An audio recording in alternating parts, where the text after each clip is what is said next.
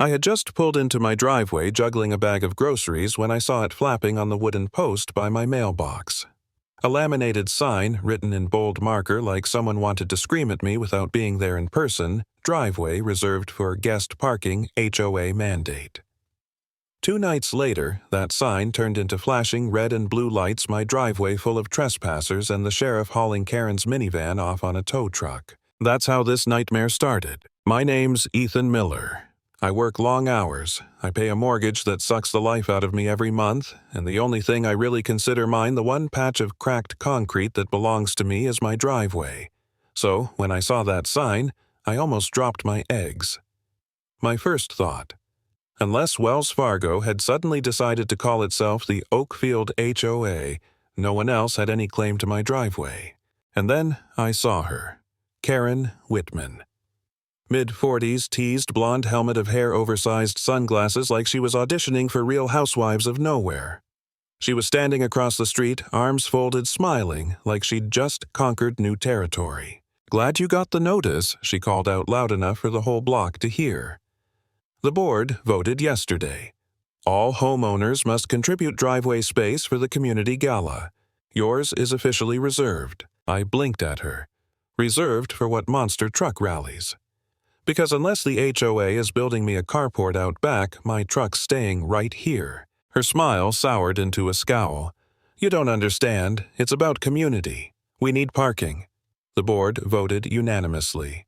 Funny, I didn't remember being invited to that vote. I told her flat out, "My driveway isn't community property. Try parking there and see what happens." She hissed back, "Threats won't get you anywhere. If you don't comply, we'll issue fines." I laughed in her face. "Please do. I'll frame them above my fireplace." Then I walked inside. I thought it was just another one of her petty games. I was wrong. 2 nights later, I came home to find 3 sedans parked bumper to bumper in my driveway. My truck sat awkwardly at the curb, headlights still on like it had been evicted. I stormed over to Karen's house where music and chatter spilled out the windows. She greeted me in the foyer, martini glass in hand, smirking like a cat. "Everyone, this is the gentleman who donated his driveway to our cause," she announced. Guests chuckled politely. "I didn't donate anything," I snapped. "Move the cars, now." Her face didn't even twitch. "We'll be done by 10. Be a good neighbor for once." Every muscle in my jaw screamed to call a tow truck right then. But the petty part of me, the part sick of her antics, whispered that there were better plays to be made. So I smiled and said, "Sure. Enjoy your gala." And I left. The next morning I called the county clerk. I called a buddy in law enforcement. By the end of the day, I had property maps, copies of deeds, and some very clear advice. Private driveways are sacred ground. Trespassing vehicles can be towed. Fraudulent mandates. That's a crime. So I ordered a bright yellow metal sign online, "Private property." Unauthorized vehicles will be towed at owner's expense. I bolted it into the ground. I didn't have to wait long. That Saturday, Karen came storming out in yoga pants, shrieking, "You can't just put up signs without HOA approval." I killed my lawnmower engine so everyone could hear me. "Oh, I can. Because this isn't HOA property, it's mine." Funny how property rights work, huh? Her face turned beet red. "The board will issue fines." "Go ahead. I'll forward them straight to the sheriff with my deed attached." That was the first time she truly lost control. She kept pushing, though. She sent fake violation notices with her own dramatic signature at the bottom, threatening me with $250 fines. She even clamped my truck with a bright orange boot like I was a college kid skipping parking tickets. I nearly doubled over laughing. The sheriff didn't laugh. He showed up, cut the boot off, and told Karen straight to her face, "Ma'am, you're interfering with private property. That's a crime." But here's the part I don't like admitting. For a while, I felt beaten. I sat at my kitchen counter with one of her fake notices in hand, wondering if it was worth it. Maybe I was being stubborn. Maybe I should just let it go, avoid the stress. Was I wrong? Was I really the bad neighbor here? For a moment, I thought about giving in, paying the fines, moving my truck, letting her win. And then I looked at the folder on my desk. Evidence. Photos, copies, timestamps. I remembered what my buddy said. "She's digging her own hole. All you have to do is let her. That's when I decided. I wasn't giving up. I'd fight back quietly with proof. I installed cameras. One pointed at my driveway, another at my front door. Karen saw me screwing them in and yelled across the street, "Those need HOA approval." I just waved.